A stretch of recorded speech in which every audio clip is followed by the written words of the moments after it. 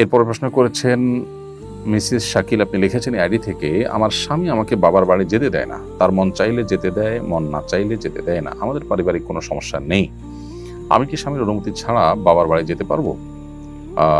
প্রিয় বোন, আপনার প্রশ্ন উত্তরে বলতে চাই যে যে কোনো স্ত্রী তার বাবার বাড়ি যাওয়া, বাবা মার সাথে সম্পর্ক রাখা, যোগাযোগ রক্ষা করা, এটা তার অধিকার। আল্লাহ তাআলা আমাদের সবাইকে রক্ত সম্পর্কীয় আত্মীয় স্বজনের সাথে সুসম্পর্ক বজায় রাখতে বলেছেন। অতএব ছেলেদের জন্য যেরকম তার রক্ত সম্পর্কীয় আত্মীয় স্বজনের সাথে সুসম্পর্ক বজায় রাখা, এটা তার জন্য যেমন কর্তব্য, একজন নারী হিসাবে স্ত্রীরও তার বাবা মার সাথে সম্পর্ক রাখা, এটা তার কর্তব্য। অতএব তার কর্তব্য পালনে বাধা দেওয়ার এখতিয়ার কিন্তু স্বামীর নেই।